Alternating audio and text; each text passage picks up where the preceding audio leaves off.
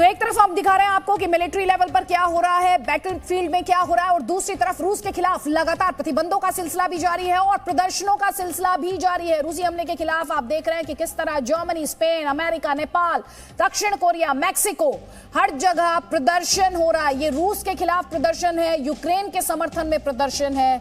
आप सिविलियंस को सड़क पर देख रहे हैं। बर्लिन में लोगों का हुजूम उतरा, लोग बड़ी संख्या में सड़कों पर दिखाई दिए, उनके हाथ में यूक्रेन के झंडे थे और रशिया के लिए, रूस के खिलाफ गुस्सा आम लोगों में देखा जा रहा है। और ये पहला मौका नहीं है जब आप इस तरह की तस्वीरें देख रहे हैं। बीते 5 दिनों में आपने लगातार इस तरह के प्रोटेस्ट की तस्वीरें देखी हैं। यूक्रेन के समर्थन में लोग भारी संख्या में, बड़ी संख्या में सड़क पर आए हैं और रूस के खिलाफ प्रदर्शन देखने को मिला है। बड़ी बात यह है कि रूस के भीतर भी इस तरह के प्रदर्शन देखने को मिले हैं, जो जाहिर तौर पर व्लादिमीर पुतिन के लिए अच्छी खबर नहीं है।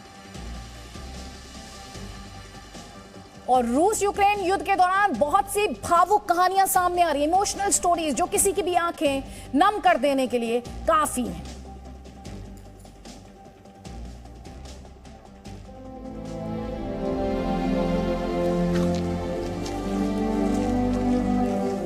यूक्रेन रूस युद्ध के बीच कई भावुक कहानियां भी सामने आ रही हैं।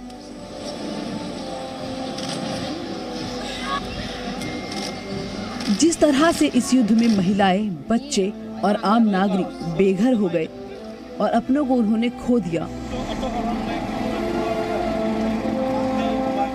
उनकी कहानियां दिल को दहला देने वाली हैं। युद्ध के दौरान लोग एक दूसरे की मदद के लिए आगे आ रहे हैं, चाहे वो उन्हें जानते हों या नहीं। यूक्रेन छोड़कर आए लोग देश से बाहर निकलकर रो रहे हैं, फिर वो चाहे माँ बेटा हो या फिर सहेलियां, चारों तरफ सिर्फ आंसू हैं, बेबसी है और दुख है अपनों से बिछड़ने का। बॉर्डर पर किसी को अपने मिल जाते हैं तो किसी की आंखें केवल अपनों को देखती ही रह जाती हैं। We are not caring much about ourselves because we are here. So our plans is to support our friends, our families, our team members from Ukraine as much as possible. How we can do it? We can share what's really happening there, and we can help. Open eyes for Russian people and we can who are not doing. help our. Border पर Ukraine के लोग अपना दर्द छिपाने की भी पूरी कोशिश कर रहे हैं, लेकिन इनकी आंखें वो दर्द बयां कर देती हैं। यूक्रेन से निकलकर जैसे ही ये बुजुर्ग महिला रोमानिया की बॉर्डर पर आई, अपने बेटे को देखकर उसे गले लगा लिया।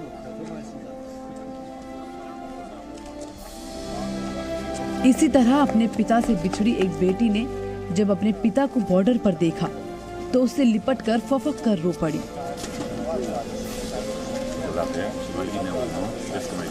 दूसरी बेटी को आता देख पिता की खुशी का तो मानो ठिकाना ही नहीं रहा।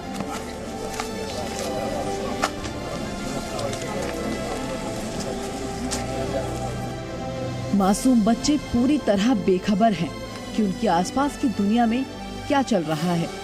जब उन्हें कोई हंसाने की कोशिश करता है तो वो खुलकर हंस पड़ते हैं। मुश्किल तो उनकी है जिन्होंने पलक झपकते ही अपना सब कुछ खो दिया। ब्यूरो रिपोर्ट, जी मीडिया। तो बहुत ही मार्मिक तस्वीरें, ये इमोशनल करने वाली तस्वीरें ये, और लगातार सवाल ये भी उठ रहा है कि रूस यूक्रेन युद्ध के बीच भारत का रुख क्या है। तो आप एक बात तो लगातार देख रहे हैं, जो भी यूएन में एक्शन लिया जा रहा है या प्रस्ताव आ रहे हैं, भारत वोटिंग से खुद को दूर रखे हुए है। यूक्रेन पर हमले को लेकर 26 फरवरी को यूएनएससी में रूस के खिलाफ निंदा प्रस्ताव आया था, आपको याद होगा। भारत ने उससे एब्सटेन किया था।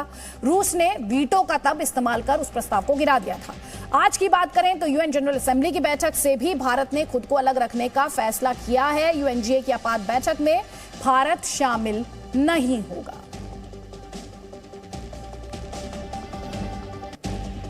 और रूस यूक्रेन के बीच की जंग में दोनों ही देश झुकने या रुकने के मूड में नहीं है, कहना चाहिए डटने के मूड में हैं। और यूक्रेन के ऑयल डिपोज और गैस पाइपलाइन को निशाना बनाने का सिलसिला रशियन फोर्सेस द्वारा लगातार जारी है। और उसके बाद चिंता की बात यह है कि रेडिएशन का खतरा बढ़ रहा है। रूस के राष्ट्रपति व्लादिमीर पुतिन ने जिस तरह से रूस के न्यूक्लियर डिटरेंस फोर्सेस को अलर्ट पर रखा है, उसके बाद दुनिया भर में चिंता है, आशंकाएं हैं कि कहीं ये परमाणु युद्ध में तब्दील ना हो जाए। अमेरिका ने कहा कि रूसी राष्ट्रपति परमाणु युद्ध की धमकी दे रहे हैं। नेटो ने कहा पुतिन के बयान को बेहद खतरनाक माना जाना चाहिए। यूक्रेन से युद्ध को लेकर रूसी राष्ट्रपति व्लादिमीर पुतिन नेटो फोर्सेस पर लगातार आरोप लगा रहे हैं।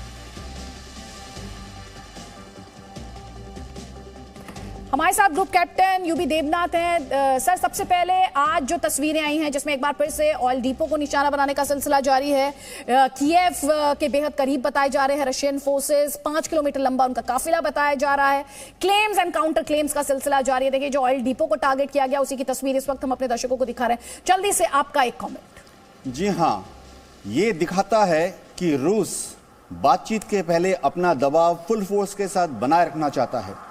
अब जो बातचीत शुरू होने वाली है उसमें रूस ये दिखाना चाहता है यूक्रेन की लीडरशिप को कि देखिए, आप हमारी बात मानकर चलिए। और यूक्रेन की जो डिप्लोमेटिक कम्युनिटी है उनको कोई भी मैन्यूवरिंग स्पेस देने की रूस की कोई गुंजाइश नहीं है। इसीलिए मेरे ख्याल से रूस मिलिट्री का, फौजों का ये जो दबदबा है और अटैक का जो पैटर्न है उसको अभी कुछ घंटे के लिए इसी तरह से मेंटेन करेगा।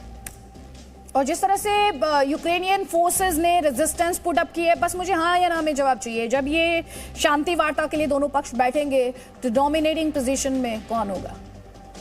जब ये अब शांति वार्ता में बैठेंगे तो यूक्रेन जो है वो दुनिया की मदद मांग रहा है, लेकिन जैसी मदद उसको चाहिए वह मिली नहीं है।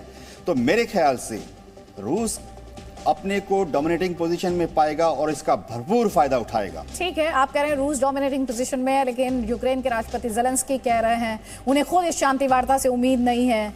और वो लेकिन क्योंकि बातचीत करना जरूरी है इसलिए वो बातचीत करें, लेकिन वो खुद बहुत ऑप्टिमिस्टिक नहीं है। तो प्रतिबंधों का सिलसिला जारी है, प्रोटेस्ट का सिलसिला जारी है और साथ ही ग्राउंड पर लड़ाई भी जारी है और जारी है जी न्यूज की बड़ी कवरेज भी। कई खास मेहमान लगातार हमारे साथ रहे और हम जल्द लौट रहे हैं, आप भी रहिए हमारे साथ। Presenting B News app, available on Google Play and App Store. Download it now.